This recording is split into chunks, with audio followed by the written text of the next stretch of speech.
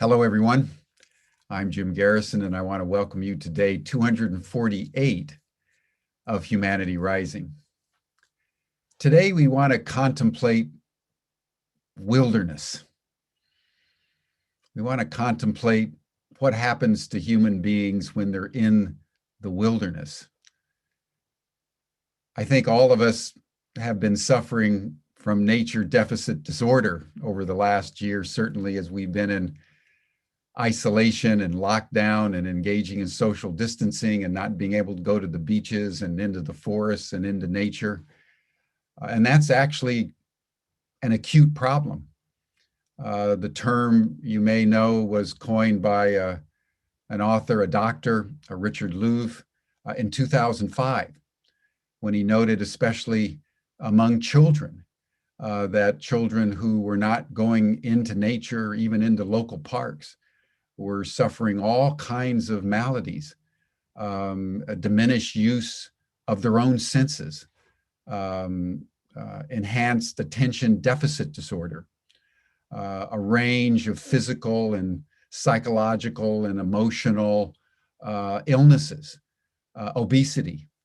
And he felt that it was a time to call national attention to the deprivation that is happening to our own humanity when we stop going into nature. And since then, there's been an enormous body of work that shows that if you're not in nature, it actually affects your brain and your hormones and your physical and emotional well-being in both psycho-emotional ways, but cellular and physical ways. And when you go into wilderness, which I and my family did just last week to Yosemite, we went into the wilderness of Yosemite and the waterfalls and Half Dome and El Capitan, and just being in the wilderness was powerfully transformational and energizing. So today we want to contemplate wilderness therapy.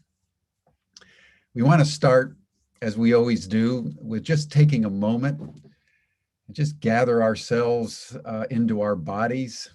Our bodies are nature. We are nature. So just take a few deep breaths and place your attention on your heart. And for the next minute or so, listen to your heartbeat in a spirit of gratitude and deep thanksgiving that you're alive.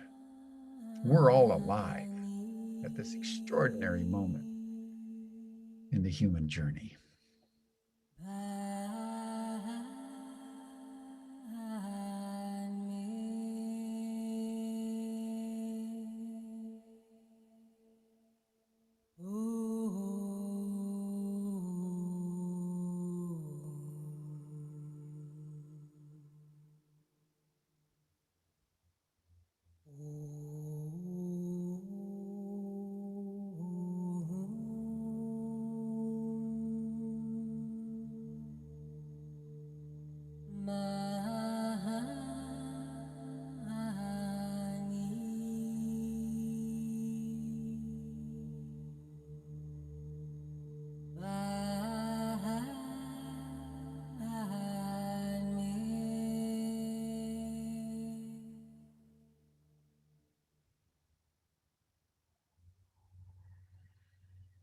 Thank you, everyone. And now, with an open heart and a heart full of gratitude for each and every one of you who are joining our session today, we want to welcome several people from the Wilderness Foundation in the United Kingdom. And to introduce our program, we're turning to our Chief Innovation Officer, Peter Mary, who comes from that great island of Great Britain. So Peter, I turn the program over to you. Great. Thank you, Jim, and nice to be with everybody again. Yeah, what a great theme for today. I mean, as you know, many of you might know, having heard me rant about this a number of times on Humanity Rising, for me, the greatest challenge of our day is the split that we have somehow imagined for ourselves between us and the earth, as if they're two separate things. And it's that sense of separation, of that lack of relationship between us, each other, and the earth that is, in my opinion, at the core of nearly all of the issues that we're facing at the moment, which means that the most powerful intervention that we could make would be one that helps us to remember, literally, to put ourselves back together again as the earth, and to really realize, that we are the earth, and that at this moment, this is the earth speaking to itself, that you're the earth listening to itself. This is the earth through its expression of human beings, trying to work out, how do we help this conscious expression of ourselves move to the next level? Transition. Can the earth sustain its self-awareness through humanity? And how can this experiment continue in a way that serves all of life? And when I came across, it was Myles, actually, we found just there was a synchronicity, as the greatest things are, that we'd both done the same masters together at Edinburgh in human ecology.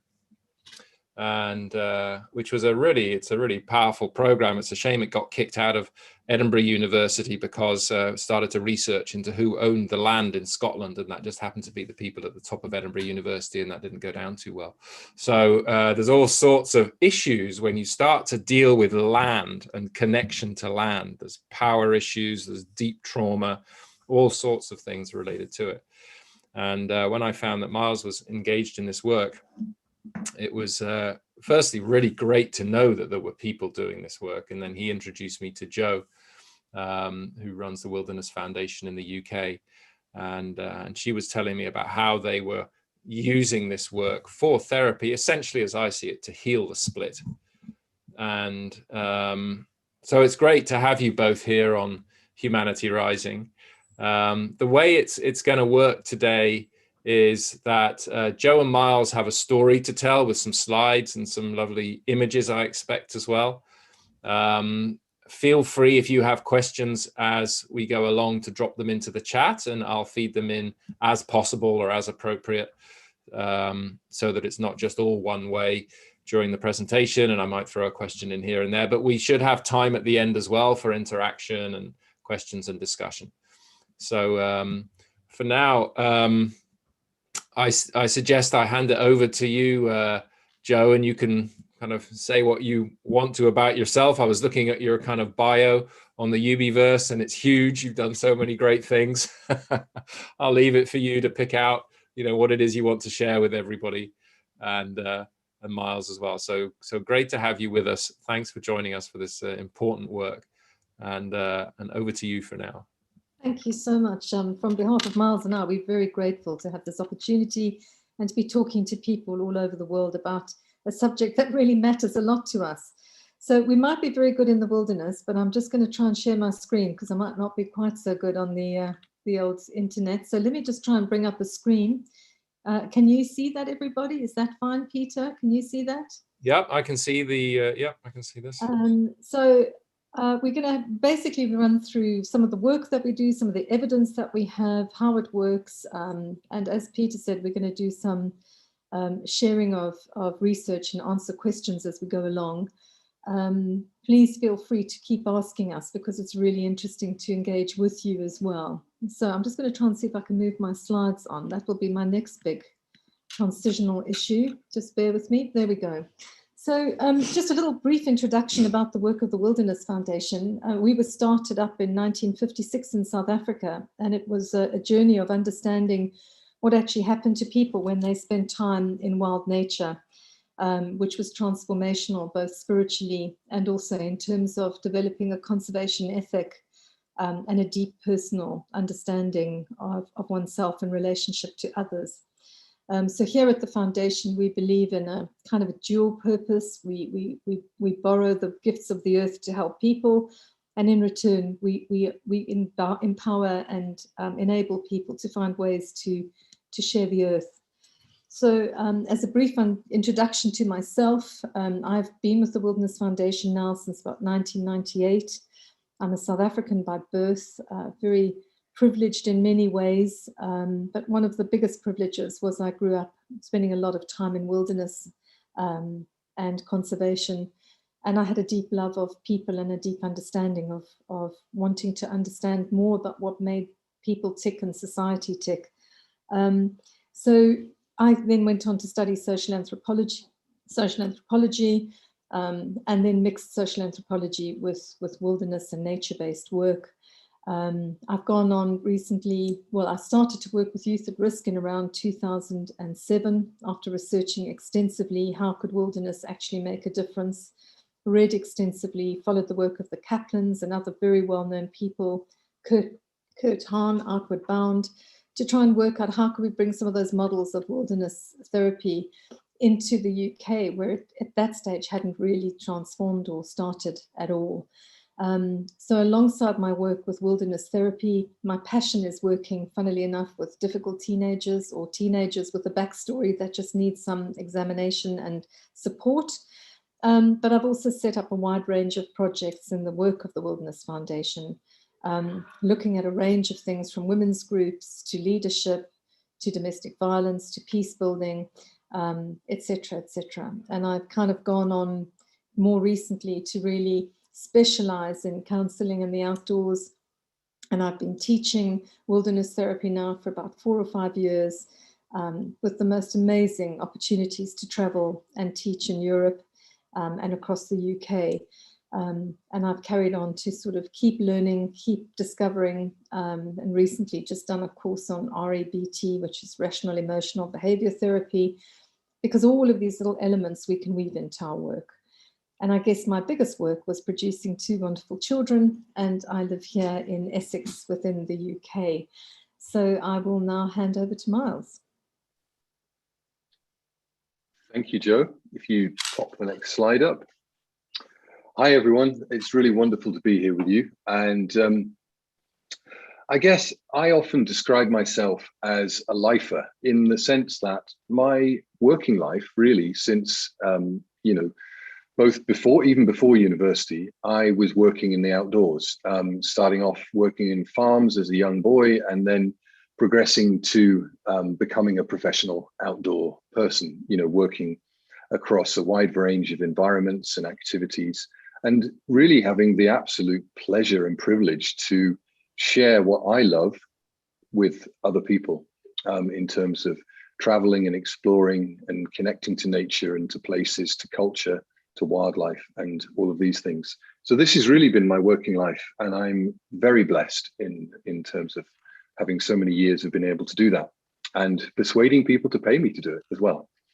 I guess I've also been within that, some of that's been working, you know, in adventure travel, but also there's been quite a few aspects where I've been working in personal development, doing 21-day wilderness-based programs for high tariff young offenders.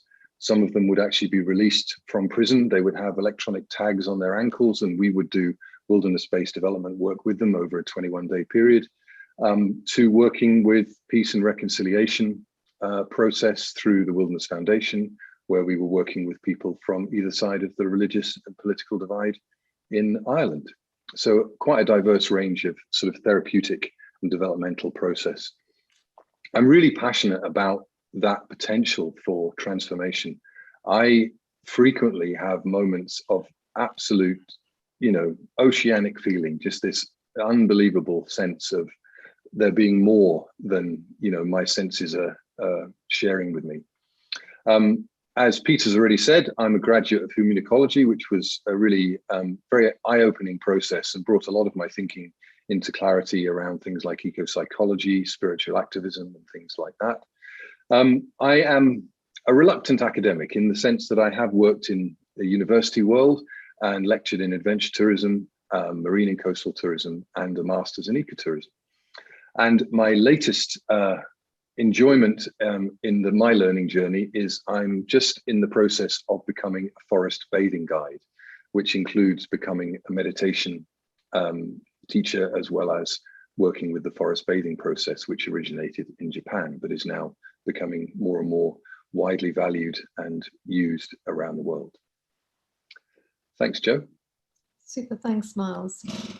So just trying to get the slide to move on, which it's not doing. And all my clever people in my team have left to go home on a Friday afternoon. Just trying to work out, Georg, if you've got any help. Yeah, try to click on the slide so Okay. it's selected, and then use, yeah. Thank you. Thanks very much. So moving into kind of a bit of the why of our work, you know, what is the purpose of our work around people's healing, and our work around concentrating on healing the earth at the same time. And I think, you know, Jim very, you know, with great erudite language talked about this work around nature deficit disorder. It's the first piece of work that I started to really get a name for all those years ago, and started to really think about what is happening in our world. And we know now that there are more people living in cities than in rural areas. And within some of those cities, there are many, many people who just do not have an opportunity to connect with the natural world, or they haven't been able to find resources to be able to make the most of what's there for them. So we've had a real loss of pro-environmental sympathy and a spiritual connection to that at the same time as pro-environmental behaviors. And I think that often we become very intellectualized in cities about things rather than it being a felt experience. And our work is very much around linking the heart, as our meditation did, to the felt experience of what nature is about. This loss is something that we've been addressing in as many children as we can. We reach around 6,000 a year when we don't have COVID, really trying to teach pro-environmental behaviors, trying to encourage young people to lie on the ground and listen to the heartbeat of the earth as well as listening to their own. And, you know, we've done a lot of research into what's actually started to change around the world. What are the things that are going on for us all? And my commiserations to the extraordinary sadness that's going on in Israel and Gaza and other parts of the world. So I just wanted to extend that we are living in a world that's full of a lot of turbulent social issues, at the same time as living in a world where there's some real turbulence about the future of the environment. So just a couple of kind of funny old stats. You know, this is an old stat, but I think it's an interesting one. Even going back to 2001, you know, what was happening with some American communities around how they engaged with the outdoors, which even in 2001 wasn't enough, and it wasn't very much. And you know, looking at that on a global scale, there's not much difference in our mad, fast-moving Western world. But these are statistics that are scary, because it means many of us don't connect at all with the outdoors because we're too busy doing and rushing from one place to another. And then here in the UK, and a lot of some of our research work will be UK-based, but we do work internationally. But it's been very interesting looking at some of the statistics about, again, how little children are spending outside, how many children are staying linked into online connection. And there's also this very interesting concept about, you know, the link between healthy environment and healthy people. You know, there's evidence growing around the fact that the healthier we can actually relate to the environment, the healthier our well-being is.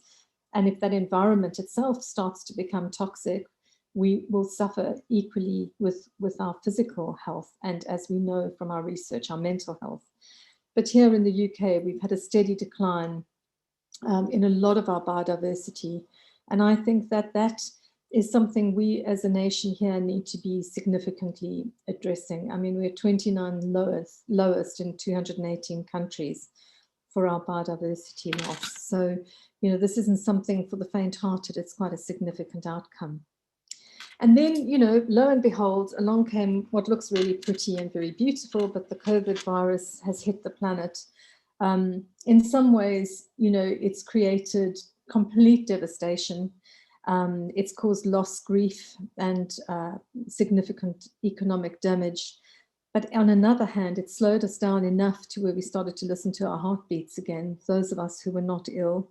And it slowed people down to where they did start to connect with nature, because that was the only thing that they could really do under the circumstances. And so many people now talk about how COVID, with all of the terrible things that it brought, actually started to reconnect them. And I think one of the worst things that came apart from the physical health was our moving away from being social animals. You know, we were able to stick in our little family network, on our little nuclear group, or the one person we lived with, but we stopped learning to be together. We stopped being able to hug and kiss and read each other's mouths to see whether we were smiling or grimacing. I can't recognize anyone in the supermarket, so I'm sure people think I'm really rude, because I don't really know how many people's eyes look when their mask is over their nose. So it's created a real change in the way that we related to people. We were fearful of people, we were scared of them, we thought they might be infected. And that's completely alien to our human animal, who we are as a species, because we are social animals and we are supposed to be cuddling up and looking after each other and staying close. That's how we stay safe. So massive, massive changes. And some recent research here in the UK has just been sort of evidencing what actually happened around COVID. So even in, you know, the second lockdown here in the UK, I know everybody's got different angles of it, and other people are suffering a lot more, particularly in India. It's you know, we send our enormous condolences of what's happening in India at the moment. But you know, we've had a huge amount of people coming up with worsening mental health, and almost double that pre-COVID studies and figures.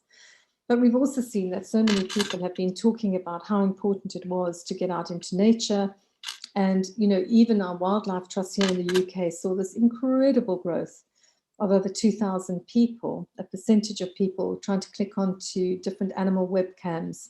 And we ourselves ran 2 online campaigns during COVID, trying to find ways to help people living in urban areas who couldn't get access to green space, ways that they could find their nature dose, as I call it, in whatever way and ever form they could. And the good thing that came out of it was how many people said that being close to nature increased their mood, how it helped them to have better positive emotions, and that it helped them quell their anxiety. And then I'm handing over to Myles for the next bit of whether it's about therapy outdoors or whether it's online. Thanks, Jo. So I guess the reality of our modern world, and for so many of us, is that technology, particularly in the form of mobile phones and tablets and computers, are very much how we interact with many aspects of our lives, including other people and work and so on. And where does that fit in this story, our story of connection to nature? And I think it would be fair to say that our view that it would have had a relatively small role. However, what has been interesting for us to reflect on, and we're still reflecting on this, and we certainly haven't come to any concrete conclusions, but the reality of the COVID experience that we are all, you know, we've all been experiencing and are still experiencing for the foreseeable future, is that a lot of our interactivity will be through technology. And so I guess I was just wanting to reflect on where the online experience relates to therapy outdoors. I can certainly think of a number of people who work professionally as therapists who have been doing their therapy online even before COVID came along, but now they're doing it exclusively. And some of them don't anticipate they will necessarily return to much face-to-face, which I personally think is a shame. But I can see that there is going to be, with this post-COVID new normal, a balance perhaps between this interaction around the therapeutic journey that's both online and face-to-face. And so I guess we need to ask ourselves, if we are going to bring technology into this story, then what sort of engagement can we have? What sort of engagement do we want to have? Recognizing, of course, that we are going to meet and engage, at least initially, with many of our clients through the medium of the internet and technology. But I think it's fair to say that it's certainly not going to become all of the future, but it will be, there's no way of getting around it, that it's going to be a big part of the future. But from our point of view, direct experience of the natural world is absolutely fundamental to the true, deep, long-lasting and meaningful relationships, which are reciprocal. So it's about the relationship going both ways, requires direct experience. It cannot be done through the interface of a screen. But just by way of finishing on this kind of little bit of reflection about technology in this space, I want to share a story of a forest bathing experience that I had recently, which actually proved to be something I had some doubts about initially, but was a very profound experience. So a forest bathing guide that I know, a lovely woman called Jill Dawes, she ran this experience where we all linked through our mobile phones, but every single one of us that was on this experience, we were all outdoors. We were all in a forest or a woodland somewhere. And there were people from the Czech Republic, someone in France, and a number of us from different places across the UK. And so we went out, and then she introduced a number of sensory and reflective practices and processes for us to do. And we put our phones away. We went and did those in our own space. And we then returned, and we all then shared the experience that we just had. And this went on for an hour. And actually, I have to say that my feeling about it was one that, there is a place where, as necessary, if we can't get together face to face, it can be done. But that still, and I really want to emphasize, that still involved for every single one of us, direct experience of the natural world. Thanks, Joe. Right. So as our journey develops in this talk, one of the things that we at the foundation have had to learn to do, following on from Myles, is to definitely learn to flex and adapt. And, our outdoor therapists who do one-to-one outdoor therapy, not wilderness therapy, who are kind of bread and butter here at our centre in England, I mean, we've had to move online. So we've been having to do online therapy. And it's just been great because it's everybody trying to find ways of bringing nature into that kind of environment, but like Myles talked about, and children collecting little pieces in their garden and then talking about what it means to them over Zoom or on the telephone with their therapist. So we are doing our best to learn new ways, as Myles says, to work with what we've got. Although at the end of the day, I still fundamentally believe that it's the engagement with the natural world and a deep experience, as Myles said, that really matters. So here at the foundation, we talk a lot about what elemental health is, what actually happens in our brains when we spend time in nature, what's actually happening in our bodies. And there's just an enormous amount of research, and it's growing day by day on the impact of nature on a range of things.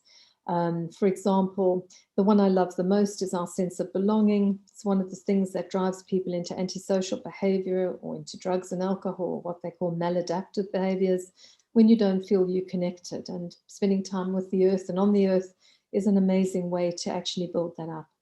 We've also got stress going down, cortisol levels going down, social networking, and really interesting is lowering levels of aggression as well. So, this talk is around wilderness therapy, and, there's much discussion about what does that really mean. And I think, just quoting from an organization in the States called the Good Therapy Institute, I mean, they talk about it being an outdoor behavioral healthcare program, a treatment modality that uses expeditions into wilderness and other unfamiliar surroundings as a way of addressing behavioral and mental health issues. And although wilderness therapy has a subset of different kinds of things like adventure therapy, it has its own distinctive work. And we here at the foundation have been delivering wilderness therapy expeditions with adults and youth at risk since 2007, as I said in my introduction. And also that much of this work was pioneered by Outward Bound. And there've been some extraordinary sort of main figures leading this world, like, as I said before, the Kaplans. Richard Louv had started some of this work off, but the Kaplans in particular, as a note, Christian Eiton, etc., have done some pioneering work around wilderness therapy. And I think for me, most of the work, although I've done wilderness therapy expeditions with Myles and I leading and guiding, for one individual, the real joy of wilderness therapy work is the group, and coming back into that primitive group context where the group starts to become more regulated, more socialized, more self-protective, more self-caring, and actually evolves to a level where many of the people we work with had become very dysregulated and unevolved in terms of social capacity. And at the same time, we're growing that deep connection to nature, to the earth, with gratitude and with metaphor and a range of techniques. So as I've alluded to, a lot of the work will actually include a mixture. I mean, in the way I work, I might be using nature, art, numerology, CBT, element of some forest bathing, mindfulness, meditation, You know, I'll be using an integrative therapeutic process. And much of it also includes some of the work around adventure therapy, you know, abseiling, co-steering a range of different activities and a different range of methods that are really around reading your group and working intuitively with them and working intuitively with your environment. The lovely thing, and it's why I probably love wilderness therapy so much, is there's not one dull moment, because you might have a wonderful plan of how your expedition day is going to progress, and the heavens open and the winds howl, and you've got to come up with something completely different to learn to live with whatever nature is throwing at you. So I find it incredibly stimulating, and I'm very blessed to be part of this work. Joe, can I just for a couple of times you and Myles have mentioned forest bathing, and Dinesh sent me a note saying, could somebody tell us a bit more about what forest bathing is? I was intrigued by it. So I wonder if either you or Myles could, unless it's coming up a bit later, just tell us a little bit about it. It is actually. It is coming up a little bit later. Oh, okay. And if I share what I'm going to share in a little while, if there are some follow-on questions, then please fire those in the chat. But yes, okay, we will be talking a bit about that shortly. Okay, great. Thanks. Thanks, Peter. So just very quickly, I wanted to kind of talk you through a little bit of our experience. We've got a project that's been running since 2007. It was our pioneering program called the Turnaround Program, working with vulnerable youth at risk. This is my very first wilderness therapy expedition, so I love this picture. We're still in touch with many of the young people. I think this picture was when we ended up going back into a residential setting at 3 o'clock in the morning. And I do have a bit of a laugh, so I'm sorry if I've offended anybody with it, but it does give you a bit of an idea of some of the young people who we work with and the fun that they can have late at night. But what is more serious is that we also do significant research on the beginning and the middle and the after effects of our work. And here in this kind of research with Essex University, we looked at what we were being presented with in terms of behavioral strengths and difficulties. And you'll see, you know, we looked at a whole range of things to do with conduct, to do with hyperactivity, difficulties with peers, and their real difficulty scores showed that they were in a very they were much more in the danger zone than they were on borderline or normal. And I don't like the word normal, but I think you know what I mean. I'm going to hand over to Myles to just talk a little bit more about some of the mediums that we work with as well. And then we'll kind of come back into some more of the process about our work. Thanks, Jo. So this image is a therapeutic sea kayaking expedition, a multi-day camping-based trip that Jo and I did was it last summer? Last August, in the little gap. Last August, in between the two lockdowns that we've had here in the UK. And we were working with a young man in his early 20s. He's in the yellow kayak you can see there, and who had lost his mojo and was, you know, really had no sense of direction in his life and was depressed. Not in a serious sense, but enough that, you know, there was some concern on the part of his family. And we had a really very powerful experience with this young man. And that's Jo in the distance in the orange kayak, and everyone just sitting there and doing some personal reflection shortly before we leave one of our campsites. So using water, using journeying on water, whether it be by sea kayak out on the ocean or whether it be by a canoe on lakes and lochs and rivers, is something that we've done a lot of. And now what's very interesting is that there's a lot of really fascinating research that's coming out of a number of universities from around the world, looking at how important being in, on, or around water is for our health and well-being. And there's a lot of fascinating research. So, for example, there's a chap that we've connected with at the foundation, and he's based at Exeter University, Dr. Lewis Elliott. And you know, they published a paper last year looking at blue space, health and well-being, a narrative overview and synthesis of potential benefits, which, if you're interested in that, is a good paper to start you off, because that really is looking at the overarching research that's out there. And there's lots of it, and it's ongoing. We then have this notion of a liminal experience. Liminality is kind of a transitional point, you know, often the initial stage of a process, but it also can be occupying a position that is at or on both sides of a boundary or a threshold. And for us as land-based mammals, to transition onto the water and to spend a lot of time on the water and to journey and travel on the water, which is a less familiar environment for us, is that sense of a liminal experience. And that sense of threshold, of moving from one state of being to another through the process that we're facilitating on these journeys, is an important part of it. We may never use a word like liminal in terms of the dialogue and conversations we have with people, but you know, that idea of crossing boundaries and thresholds, you know, in the experience and returning home, which we'll talk more about later. The other thing that the sea kayaking, particularly the canoe, offer is accessibility. We ran a program some years ago, which I was privileged to be one of the leaders, where we had a young woman in her 20s who had cerebral palsy, and she was able to undertake a full multi-day camping-based expedition in a canoe, and we provided extra support for her to be able to sit, but she was able to paddle and join in. So it does also offer us opportunities for those for whom a walking-based, carrying a pack on your back wouldn't work. Thanks, Joe.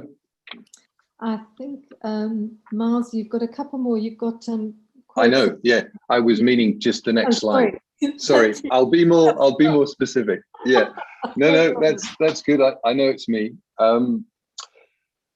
So there are so many wonderful quotes about nature, but this for me is one that I particularly like. Jacques Cousteau, I'm sure, is known to everyone who's listening in. The sea, once it has cast its spell, holds one in its net of wonder forever. Next slide, please, Joe. So the next few slides just are a few images from some of these water-based experiences. This particular one is canoeing in the Northwest Highlands of Scotland. So canoeing on fresh water, on lakes and rivers, surrounded by some really absolutely stunning mountains. Next slide, please, Joe. And this is a sea kayaking trip in the Biosphere Reserve in Menorca. And this is a program that Joe was involved in. So a very contrasting environment from the Northwest Highlands. Thanks. And this is another image from that same trip. And this is another image from the Northwest Highlands, looking out to some of the really stunning mountains. The mountain that you can see in the distance there with the double summits is called Sulban, and it's absolutely one of my favorite mountains to look at and to climb anywhere in the world.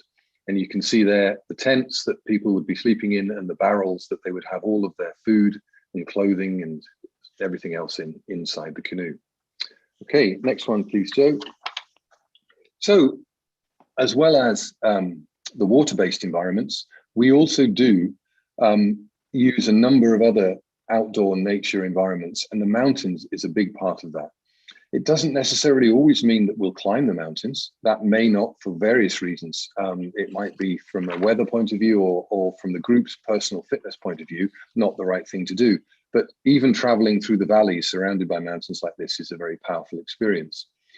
But those mountains do offer a level of challenge. And obviously that challenge is something that is part of that journey. You know, it wants to be something that's manageable for everyone, but at the same time, taking people outside of their comfort zone, not only physically, but also perhaps emotionally as well.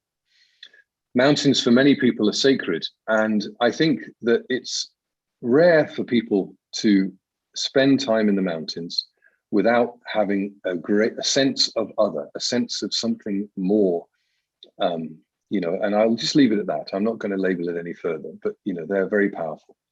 They too have that sense of threshold and liminality, you know, whether it be just going up as well, you know, that sense of climbing up and then coming down is a liminal process. And the other thing that mountains really do lend themselves to is this sense of deep time. As soon as you start to think in geological time, then that sense of the Earth being around for 4.5 billion years, and some of the rocks that you're actually looking at in this very slide are 3 billion years old. So they have been around for, you know, since the Earth was really quite young. And, you know, that may well be the oldest thing that those people will ever touch. And just that as a profound touchstone, literally, is something that can be powerful for people. Next one, please, Joe.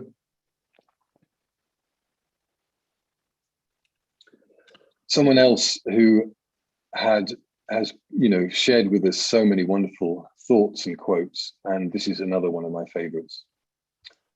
Thousands of tired, nerve-shaken, over-civilized people are beginning to find out that going to the mountains is going home, but wildness is a necessity. Thanks, Joe. So these are some images of, you know, some of our sort of mountain-based programs. This particular picture is taken on the Isle of Mull, which is a large island off the west coast of Scotland. Thanks, Joe. And this particular program, look, there's Joe, star of the show again. This is in Athol Estate, which is slightly over to the east. It's in Highland, Perthshire, so more central and east in Scotland. Thanks, Joe. And this particular very different landscape here, much more rolling and quite bleak, not many trees. This is in the south part of Scotland on the Douglas and Angus estate. So this is another type of environment that we use. Next one. And then this is a program which involved working in the Spanish Pyrenees with some via ferrata and some rock climbing, and also, next slide, some snowshoeing. That's great, Joe. Thank you. And so another environment that we use a lot, and obviously here's where we can talk a little bit more about forest bathing. Forests are very powerful places to spend time. And I think it's rare that people won't, if they just slow down enough and actually look around them and don't rush through, won't be moved by being surrounded by such ancient and interesting creatures such as the trees and the other things that you find in forest environments. In terms of the forest bathing, this is something that we're now incorporating more and more into the work we do. And originally, forest bathing came from Japan, where it's called Shinrin Yoku. Shinrin meaning forest, and Yoku loosely meaning bathing in the atmosphere of the forest. And it's very much a journey, very slow, very peaceful, very light touch facilitation, but it's about a sensory experience and about spending time and slowing down and being in a forest environment. And what's fascinating is the Japanese have been doing research for a good number of years now, more than 20 years, and that's now being reciprocated with research going on in 11 universities in the UK, as well as universities in other parts of the world, where they're looking at what effect the chemicals that trees release actually have on us. There's some research going on at Derby University, for example, at the moment, looking at how our blood chemistry changes. So they take blood samples before, and then people have a forest bathing experience and they look at their blood chemistry afterwards. And if the Japanese research is anything to go by, there are significant changes, blood pressure changes, all sorts of things. Fascinatingly, some of what goes on around blood pressure is if someone has low blood pressure, their blood pressure rises slightly after a forest bathing experience. And yet if somebody has high blood pressure, their blood pressure is lowered. So it has a different effect depending on where people are at, but a stabilizing effect nonetheless. So, as I said, the other than human, you get to see things up close in a forest in many ways. It's such a diverse environment. Those big trees you can see in this picture are oak trees. And in the UK context, they have more species associated with them than any other tree. There may be more than 600 different things that live on or around an oak tree or use an oak tree for food or shelter or whatever. Again, this can be a liminal experience. And again, there's this real powerful opportunity to look at diversity close up. Thanks, Joe. Next one. And I'm not ashamed to use John Muir again. The clearest way into the universe is through a forest wilderness. Thanks, Joe. And this is a wonderful image of a young man exploring his boundaries, literally climbing some trees, you know, on one of the Foundation's experiences. That's great, Joe.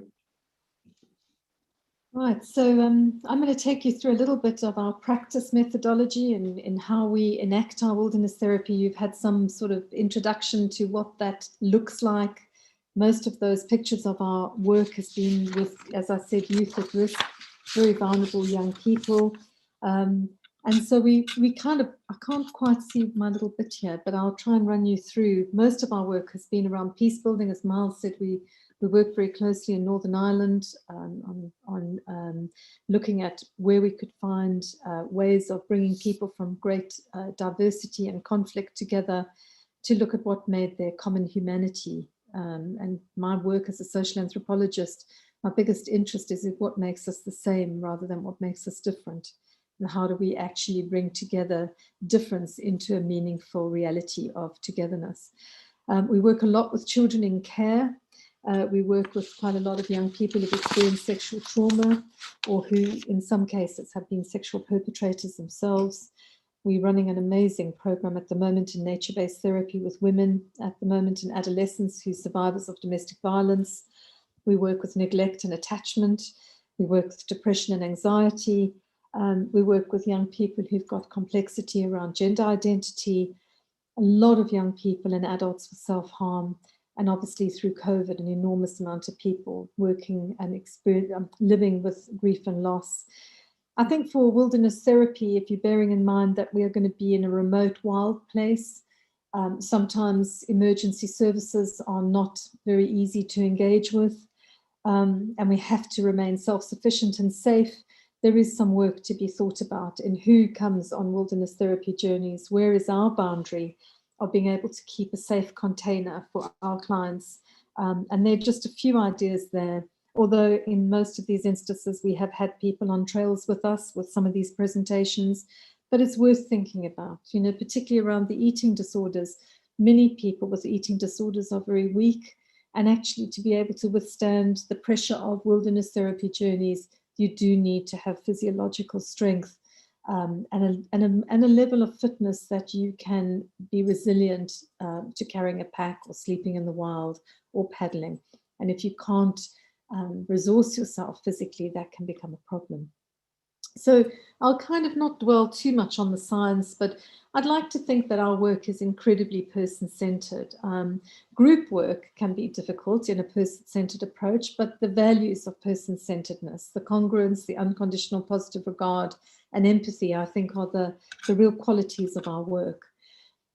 We also need to keep a really strong eye on trauma. One of the big things about working in wildness, working in nature, is that it kind of brings things up to the surface. You know, sitting in our very urban habitats and our phones and our clothes and our cars gives us a degree of separation from what we're feeling sometimes. And when you're out in the wild where your senses are activated and there's nothing between you and your feelings, you can actually find that trauma can rise to the surface. So as a therapist, we need to be really on understanding triggers and how to look after people should they become triggered, and how to manage and look after their trauma. And that is a range of different things, including post-traumatic stress disorder. We've also been looking a lot at Maslow's hierarchy of needs, which is kind of here on the left. We talk a lot with our young people about Maslow. We kind of make sure that we feed everybody really well. We make sure that they're as warm as they can be. We make sure the tents don't leak. We make sure that we create a nurturing and satisfying social environment, because within that, we're able to move people to what Rogers talked about, Carl Rogers, about a congruent self-worth, self-image, and ideal self. If you are hungry, shaking with cold, and hating every minute of what you're doing, I can assure you that no amount of soft talk and therapy is actually going to penetrate, because your survival instinct is too activated and you can't take yourself to the higher levels of self-actualization and that spiritual dimension. You might pray a lot when you're cold and wet and hungry, but we're thinking about a deeper spiritual connection. And also, I think we work very humanistically. Our work is very much around, I respect you, you respect me. How do we look after each other as human beings here together in the world? And I think as leaders, we show a deep amount of role modeling and how we cope with cold and wet and stress. And also, we're the first to apologize when we get it wrong. And we build a value-driven community that everyone's had a role to play in. This is a Native American concept called the Circle of Courage. We use this philosophy a lot with our youth at risk groups. And the idea of Circle of Courage is, it was, how do you grow healthy adulthood out of adolescence, and what are the elements of that? And I think all of us can benefit from it, even as we try and transform our adulthood into better adulthood. But it's got some beautiful elements to it. And Roosevelt talked about, if you don't have something good to belong to, you'll belong to something not so good for you. So it lies at the heart of our own self-well-being. And generosity, of course, we've got so much evidence that the kinder and more generous we are, the more improvement in our mood and in our mental health. And I think the most important thing that we offer in our work is a lot of love. I think we have big hearts. We really, we really work with our groups of our kindness. We as leaders will bring you a cup of tea at your tent when you've been having a bad day. And we watch other people help each other through crisis. And the more love there is, the better the process of our work. And we do a lot of group contracting. There's a lot of equality around how we design our group, what we do with it. And then we do a lot of pre-work groups before we go out on the big wilderness expeditions, particularly around vulnerable youth. We need to kind of understand what we're dealing with before we step too much out into the wild. And the elements of skills building, building shelters, learning to build fires, learning safe night work, learning navigation. Here's Myles, one of our programs some years ago up in Scotland. The more we actually build competence in people, the more their self-esteem increases, the more they're able to look after themselves. We do a lot of training indoors, and we do a lot of outdoor training. As you'll know, our wilderness therapy training is often on the wilderness expedition itself, learning how we are going to manage ourselves and how we are going to manage our group going forward. We do a lot of sensory connection. I mean, I love this picture. This was a girl up on that big canoe-based journey near Sylvan, terrified of frogs, screamed every time she saw one. And we gradually built up a relationship with one little frog that was living close to our tents, and eventually to a point where she was able to hold it and kiss it and actually feel this enormous sense of love and connection to something wild of which she had been avoiding. So from a therapeutic point of view, and we look at some of the issues she presented with, there was a huge metaphor about her journeying, about what she feared and what she avoided, to what she was able to create connection with and a sense of love as well. We do a lot of trust work. And again, we use a lot of reflective practice and facilitation, and it's got to be carefully done, because you can bore people to tears if you talk at them non-stop, which I hope we're not doing to you now. But there's an awful lot of finding out, how do we do both? How do we keep people learning and engaged, and how do we learn to be intuitive enough to go, you know what, let's just chill. Let's all go and have a snooze in the sun for 10 minutes and watch, examine our navel and have a quiet time, or actually sit and play a game together, just to kind of ease the tension. And we use a huge amount of metaphor and looking at nature's patternings and using mandalas. One of my favorite pieces of work is using nature art and enabling people to express themselves. In this particular, what doesn't look great, but this was a person's whole life story. done through nature metaphor. It is honestly the most satisfying, wonderful piece of work to be involved in. And again, there's a lot around group process, you know, actually getting our group to talk, to share, to learn how they process together. And we also, in terms of going back to our Maslow, we make sure we have really good food, really healthy food, really wholesome food. And we're also teaching our groups to cook on fire, to cook outdoors. And beautifully, we eat together. And so many of our client group, adults and young people, don't eat socially. Many of them don't want to eat at all in front of another person because they're embarrassed. One of the young women in this group didn't know how to use a knife and fork. So, you know, there's an enormous amount of social skills development that happens in our groups by this kind of osmosis of us leaders working with our young people in one very loving, very supportive, very brave community. And again, you know, we're down to reflection. There's a lot of solo time, even for young people. They get so much out of it. You think young people will get bored sitting quietly? They love it. We get some beautiful feedback. We get some extraordinary insight feedback. And it's just so nice to slow down and to listen to our heartbeats. And often we'll use pieces of paper at the very end of our journey to kind of really work out what did we learn, what did we do, what did we see, what changed for us. And most of all is we have fun and we play. And I have developed so many stupid games to play in a tent in the pouring rain to kind of keep us all enjoying ourselves. And journaling, again, is another piece of work that's really good. So I'm going to hand over to Myles. And just as a brief aside, I think my daughter did a big wilderness journey when she was 15. She still has her journal. She still reads it, and she's 30. So there's something about those journals that have a perpetuity that's very precious. Thank you, Jo. So I'm going to touch on some of what Jo has just shared with you, just by way of kind of summing it up. The facilitation process is really, really important. There is no doubt that if we go out into the wild places or at the local park or even into our own garden, that exposure to nature will have a therapeutic benefit. But for it to have a long lasting, for it to have a benefit that perhaps is dealing with some of the traumas and challenges that have been described as some of the people we work with, there needs to be some, you know, facilitation that's very much carefully thought about. The intentionality of that is really important. And that facilitation around the individual needs to be progressive. We start gentle and build that challenge, both physical and emotional. It has to be flexible with the process meeting the individual and the group where they're at. So there's that balance between the individual's needs and the needs of the group, but recognizing where they're at and what they've brought with them and so on is really important. So flexibility is key. Nothing more to say other than fun, fun, fun, and more fun, please. Then in terms of the cycle of comfort, challenge, and nurture.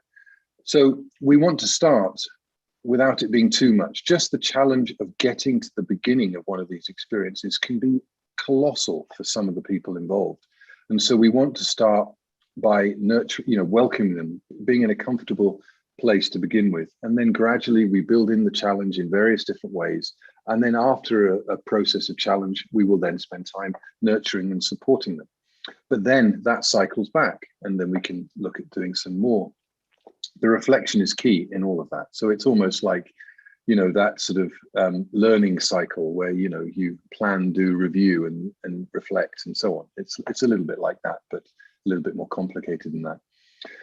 Understanding the triggers that individuals may face. And this comes from our experience. We recognize that if it's been raining all day, or we recognize that if the bugs are bad, or if, you know, that particular hike's been quite a tough one, then these can all be potential triggers for people to have moments where they're, you know, taking perhaps a little bit further than they want to go. But that trauma management process, if somebody is triggered, if somebody does pop in some way, how do we manage that? Who's looking after them? Who's looking after the rest of the group? That's all very carefully structured and thought through. Thanks, Jo. And then the facilitation around the group. Ritual Joe talked a bit about food. You know, the timings of things can become a ritual. The sort of time frame that we work in these experiences is perhaps different from the sorts of time frames where perhaps many of our young people won't get up before midday or later, and they stay up all night. And, you know, but that's not how we work when we're doing this. We're making use of the daylight hours, and, you know, we'll be going to bed much earlier than perhaps they used to. And all of these things feed into this exploration of kind of different ritual. There can be more direct stuff, some of the stuff that Joe's talked about in terms of, you know, the mandalas and other things can be more directly ritualistic. The cooking and eating together is often a time when some of the most powerful stuff happens. You know, we can have formal bits where we're sort of exploring things, but actually some of these almost offline, for want of a better term, conversations that happen around cooking and eating can often be some of the most profound parts of the whole process. Sharing tasks and responsibility for doing stuff not only for yourself, but for everyone else. The self and group care is really important. I mean, in my experience of leading many multi-day experiences, I've taken people away for as long as 2 months where we've been living out of a tent in a wild place. And it takes 3 or 4 days before people let go of the way in which they live back home. And, you know, sometimes it can take that long for people to feel comfortable about eating properly or washing properly or even going to the toilet. You know, these things can be real challenges, basic things. And then recognizing that the group process, as I said, it's the crucible for the individual, but we need to balance both the group's needs and the individual's needs. Thank you, Joe.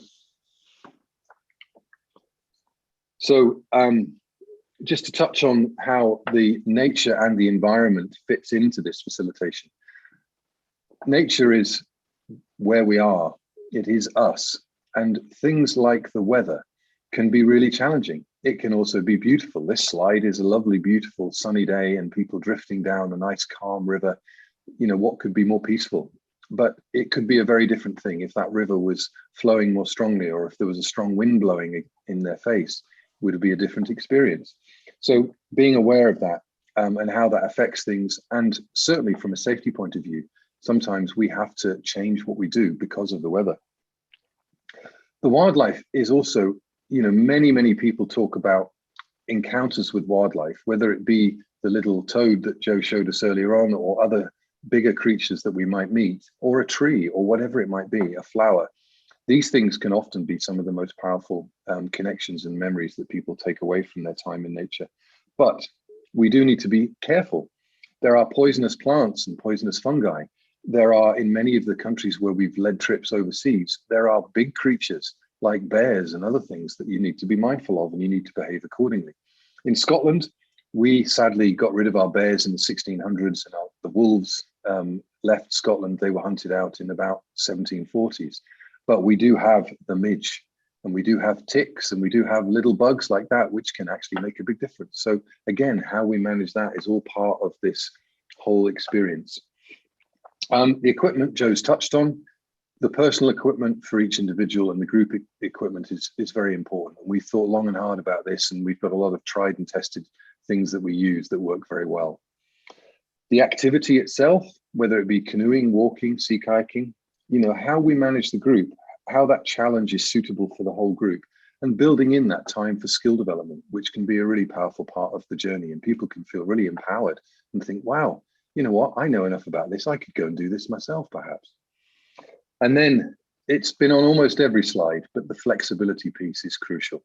Flexibility around what the environment presents to us, as well as what the group and the whole experience collectively presents. Thanks, Joe. So a few key elements that form part of our process.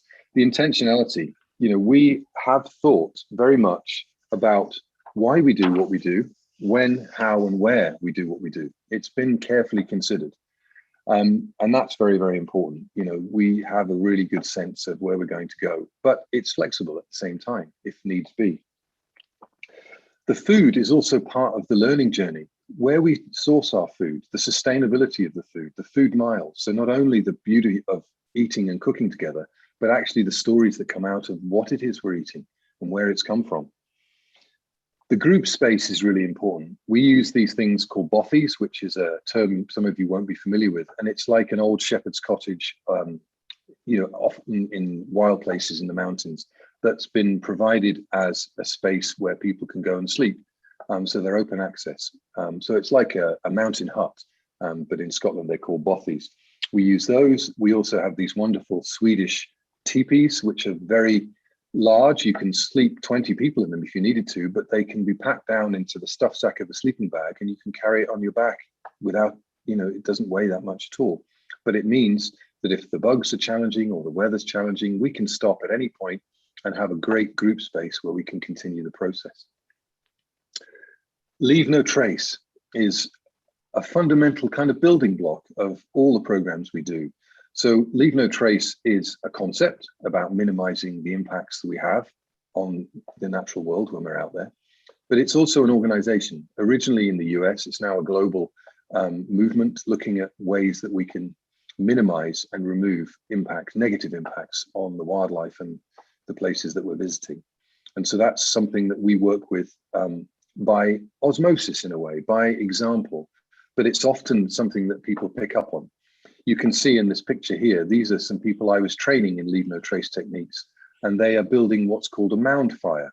So they're able to build a fire without scarring the grass. And so at the end of that fire experience, they can clear it all away and nobody would know that you'd had a fire there. And there is a certificate that people who do our programs can end up with called the awareness certificate. So that's that entry level around leave no trace knowledge. There's another program that we work with in the UK, which is called the John Muir Award. And John Muir, I know folk in America tend to think of John Muir as theirs, but he was born in Scotland and he left and moved with his family to the US at the age of 11. But in Scotland, we still think very fondly of John Muir. And there's the John Muir Trust is a big landowner that managed land in Scotland for people to explore, but also they have this award scheme. And this is something where people can both discover, explore, and then share about their experiences. So there's just the three criteria: discovering, exploring, and sharing. And that's a big part of the process. And it's another award that young people, or adults for that matter. I did my John Muir Awards when I was an adult. So it's there for everyone. And then finally, the time, again, that flexibility, being soft with the plan, but having a plan, being able to change it as required and having a good reason if we do need to change it, and always allowing more time than you think you need for whatever it is you're going to do, including PowerPoint presentations. Thanks, Joe.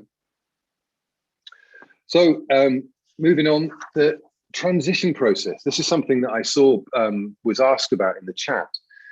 The transition process is really fundamental to this whole process. You can take people away and they can have an incredibly profound and powerful experience, and they can make all sorts of changes and decisions about how they want to lead their lives and how they want to be and do things differently perhaps when they return home. And yet they may be returning home to a really challenging environment, quite a dysfunctional environment, with peers or family or friends or whoever that was in their lives who don't understand what they've been through. They don't understand the process. They will be shocked by the decisions that this person is coming back and wanting to do these things differently, not wanting to do the things that they did with their friends or their family before, perhaps. So we need to be honest about that. And we need to help people prepare and give them tools and talk about ways when they return home, what are the problems that they may face in terms of reintegrating and discussing some of the things that they've experienced.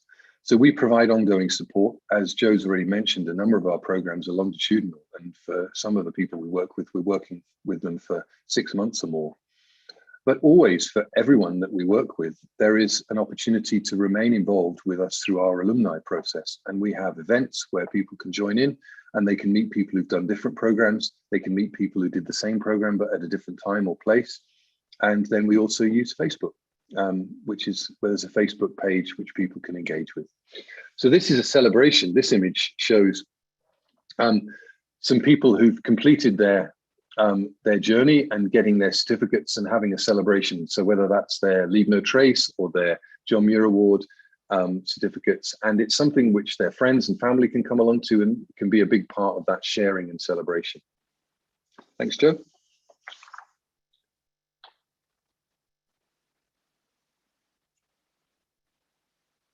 You're muted, Joe. Sorry, thank you very much, Myles. You know, one of the things, slide that we didn't add in was how much we follow up on our people, and we've done 3 years of post-trail research to try and understand what actually happens to people in the long term. And one of those slides that we've just skipped on was really just evidencing the change and how people keep coming back. And it's a beautiful part of my work and Myles's work that I hear back from people year after year as to how they're progressing, because we've had such a human connection.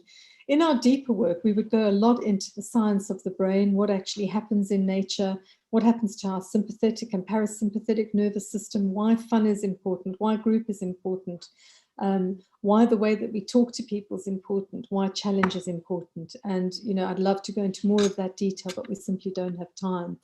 So what I wanted to just briefly touch on is some of the evidence behind this work. So we can always sort of talk about how lovely our work is, and we know that it works because we can see the change in a person's face from the day they start to the day they finish, and we know intuitively what that journey was.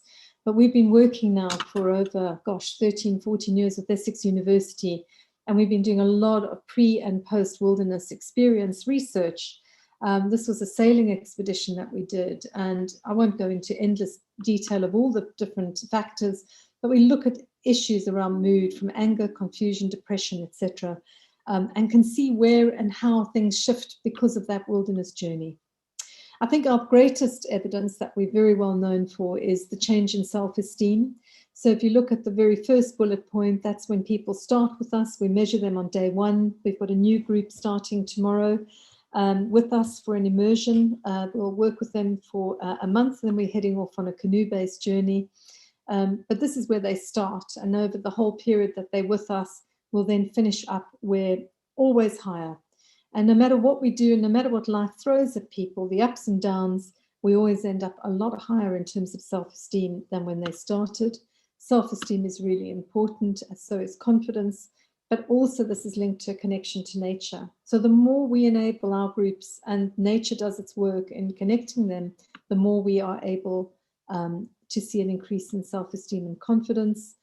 I won't go into all of these, but again, although the lines go down, it's actually significant and shows significant changes. You just have to read it the wrong way around to what we intuitively do. And also, here's looking at hope. We've been following a lot of Keith Russell's work, and we see significant changes in people's hopefulness. If we're not hopeful, we're not able to change things. And these are scores of ease and difficulty, like we shared at the beginning. I'm going to whip on to that. Well-being, we have significant changes again. So, you know, it's been quite an interesting process to kind of look at the science of what actually comes out from peer-led review rather than anecdotes. But I wanted to share that with you, and again to show how mental well-being shifts on the program.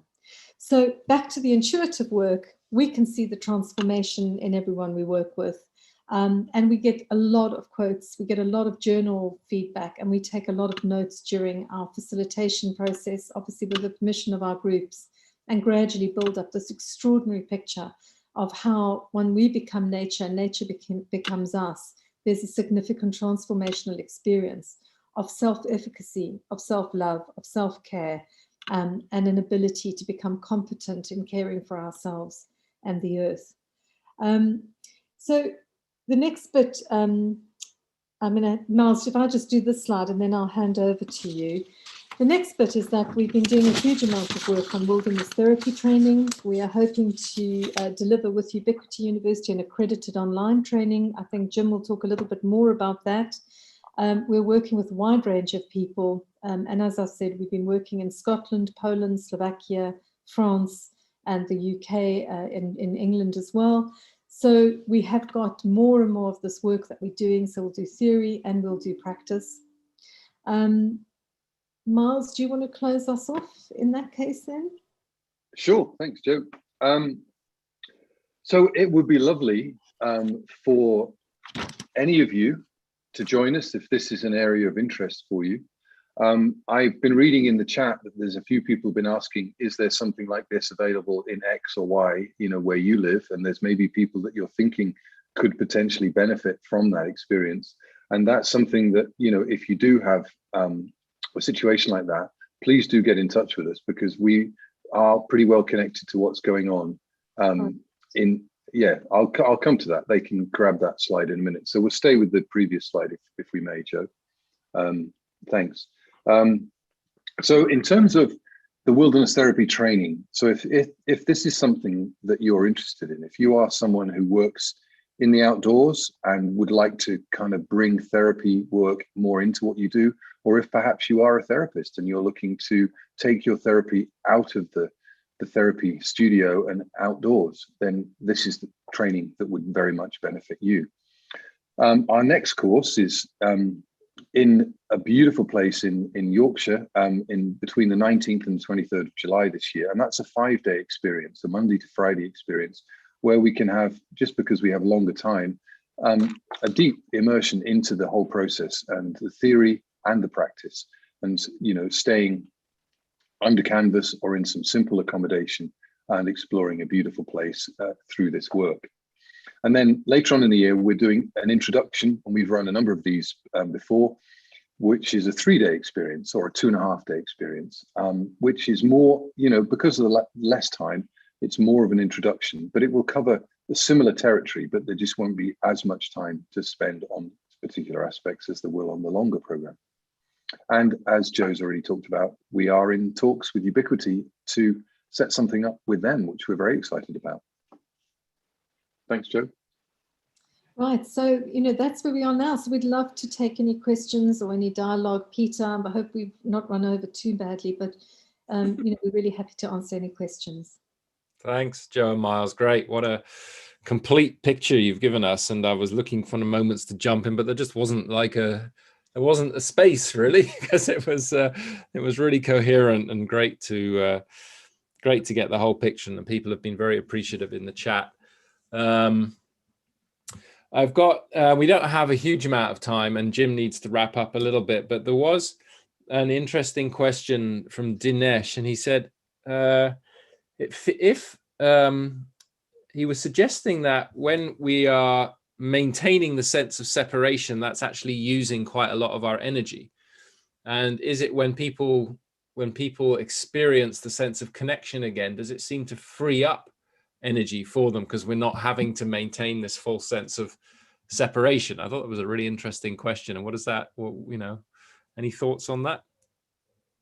Well, shall I start, Joe? Yeah, I've got sure. a couple of things to say. The short answer is that the research that's going on at the moment about what's going on from a biochemistry and a physiological point of view when we're out in nature is starting to come up with some truly staggering information and data. So, for example, when people experience a sense of awe and wonder, when they have this really powerful experience, which will be different for different people. You could have several people looking at this incredible sunset, and one person is in tears, moved to tears, and someone else is nodding off. So this sense of awe and wonder is very personal. But when people experience that, the biochemistry, the changes that take place, they become kinder, they become more empathic, they're kinder to themselves as well as to others. They become more empathic. The biochemistry that's released, they become more inclined towards conversations around pro-social and pro-environmental behavior. So when people have these experiences, when they are in whatever way it is, transformed by their time in nature, they are more likely to be open to discussions about how they may lead their lives differently. And I've been, very blessed to have been with people who, through the experiences that they've had, have ended up making some really significant changes. And so I think that in terms of the actual, whether there is more energy, as Dinesh is asking, there is certainly changes in biochemistry, there's changes in blood chemistry, and all of this is ongoing. It's very, very current and very hot research that's going on throughout the world. So I think you know, I don't have a paper that I can draw on specifically about energy, but my inclination would be just that the answer is likely to be yes. Mm. I'd also just like to say you've got time, and actually I think time releases a whole lot of suppressed energy. I think that we don't wear watches, we live by the rhythms of the earth, and actually just having time to talk and process things. You know, you're not in a therapeutic hour, you've got the time, and you gain a lot of energy just from being on the earth and living in a very different way. I find it my best place to be is when I'm on trail, no matter how difficult my client group. We all get something really magical from just being close to the earth and its rhythms. It's wonderful. Yeah, Jill Brooks just put a chat, but unfortunately just to the panelists. But she says, I just moved to the mountains, forested mountains in February, and feel like a completely different person. So, Joe, do you think you could stop sharing the screen for a second, then we'll just finish off? There was one more question. Well, firstly, there is, after Humanity Rising, there is what's called an after chat, which is organized by the participants themselves, so that they can discuss what's been going on with you, and you're very welcome to join. Stanley's just put it in the chat. So if you do have time, bandwidth, energy, I know people would really appreciate you being there, and it would be more space for discussion and interaction than we've had now. But before I hand back to Jim, I just wanted to ask each of you if you could just say, like, what do you feel is the essence of what's actually going on when people go through this experience? You probably have your own opinions, words, perspectives on it, but I'd love to hear, like, right at the core, what's actually happening in wilderness therapy. Oh, should I start, Myles? I mean, I think Go for it. if I look at the transformation of the clients that we see, Peter, I think it is the connection and belonging to themselves, to each other, and to the wider universe. I think that most of the people we work with have disconnected in some way. And I think that by our very humanistic approach, and by our living on the ground, and by living with each other, we kind of reconnect something primordially satisfying and soothing in people. And I think by taking people out of their everyday humdrum to somewhere which is a very different landscape, universe, sense, we enable people to almost see themselves as their best. And I believe that kind of goes into their DNA, and they can draw back on it into the future. So it's almost like a taste of what is possible. And then we do the tools and the skills building about how we can try and maintain as much of that as possible. But it's almost like we've got to go away from the pressure to be able to, with decompression, actually discover what is so magnificent in each person. So I think that's what I see. I see it. And then your brain's changing anyway, but that's the other bit. Well, and as we heard from Bruce Lipton yesterday, your genes are changing, you know, your very DNA is changing as well. I'll just very briefly echo what Joe said. If you think about, I love the way you introduced it earlier on, Peter, when you talked about the human experiment. But if you think about humanity's evolution as a species, we've not been around that long. And the way we live now is in a really tiny fraction of the time we've been around as a species. And so really, it's not entirely surprising that we've convinced ourselves, you know, and we have surrounded ourselves with a way of being and accoutrement and lifestyles and ways of engaging that have caused us to forget how connected we were and how fundamentally connected we are. There's a good friend of mine, somebody that you may know, Peter, who once said, if you don't think you're connected, try holding your breath for half an hour.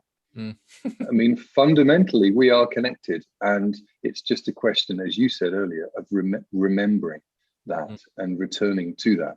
And it's not to say we're all going to go and live in caves or go and live in tents or teepees, but it's about that balance, and it's about that acknowledgement of the importance of that connection that's fundamental wherever we live. Yeah, thank you. Well, thank you both. Yeah, in my experience, like, it's a big sense of relief somehow.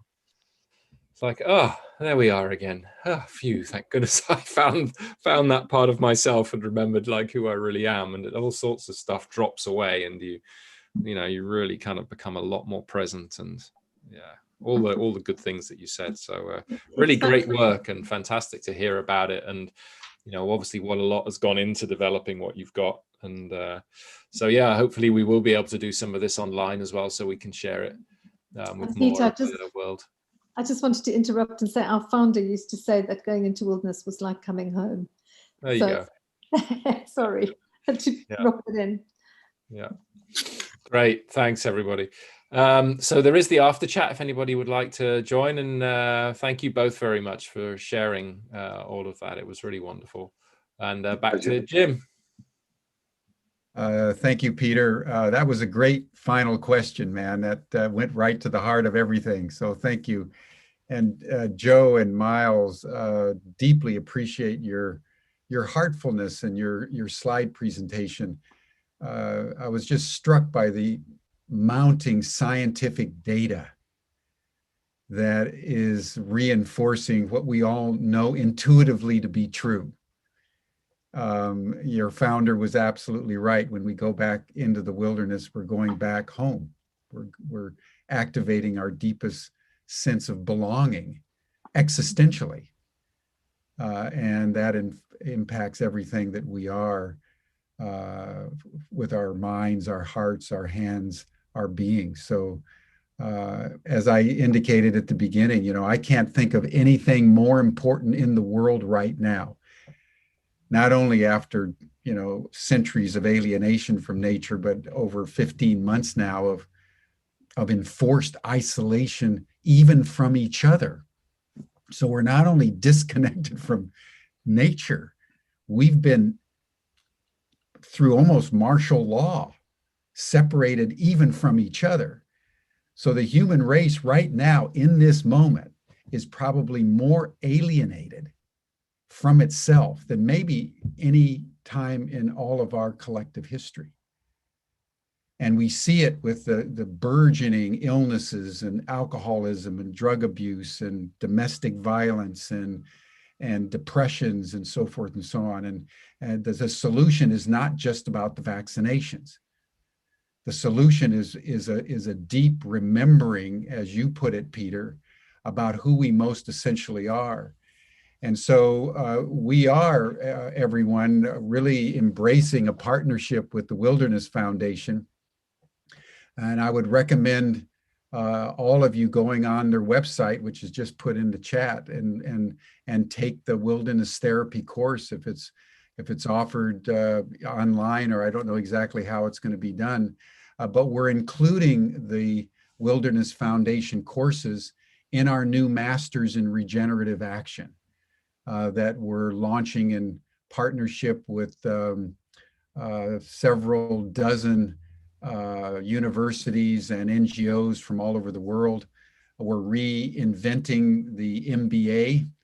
We're no longer in a world where a master's in business administration as a static concept makes any sense. We have to now move, and this is important for us to all take in. We can't even be sustainable with nature anymore because we've broken it so irreparably that the only thing left, given the diminishing time frame we're all in, is we have to regenerate nature.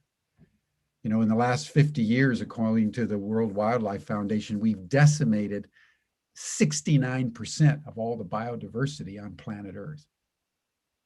Take that in. In the last 50 years, human beings have decimated 69% of all the biodiversity on this entire planet.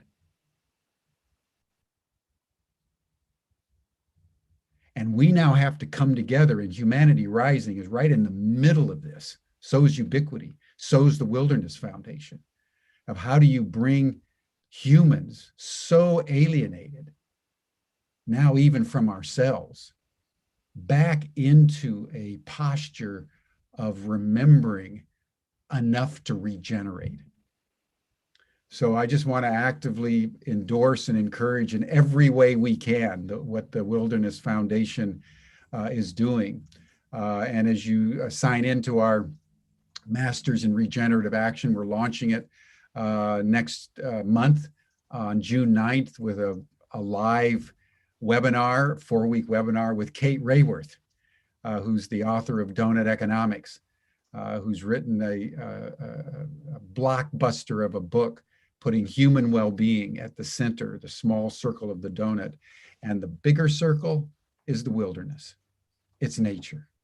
Everything human beings want and strive for needs to be mediated in and with and through wildness, nature, which is who we essentially are. So Joe, Myles, Peter, thank you for a fabulous discussion. It's been very heartful to me, actually, to contemplate this, because May 14th was the day that my mother died a few years ago. So this is my mother's death day. So I've been feeling a little tender, and to be able to just reflect and feel the vastness of nature all around us, out of which we all come and back to which we all go, has been profoundly comforting to me today. So I just want to thank you for that. And then on Monday, we're going to turn to one of the greatest writers of the 20th century, Hermann Hesse. Probably all of you remember when you read Damien or Narcissus and Goldman. I certainly do. He was a writer that traversed the early decades of this century. He knew about human alienation. In fact, he was one of the first writers to undergo psychoanalysis and really explored the questions of alienation and authenticity. And Hermann Hesse not only won the Nobel Prize in Literature, but his works have endured, and he speaks to us today. And we're going to be talking with a man who's written 3 books on Hesse. And he will be illuminating the prophetic, visionary essence of Hesse, which is deeply relevant to our situation today. So thank you, everyone. We'll see you in the after chat, and we'll see you on Monday, same time, same station, here on Humanity Rising. Bye for now. Thank you. Thank you, Joe. Thank you, Myles. Thank you, Peter, as ever. Bye now. Bye-bye.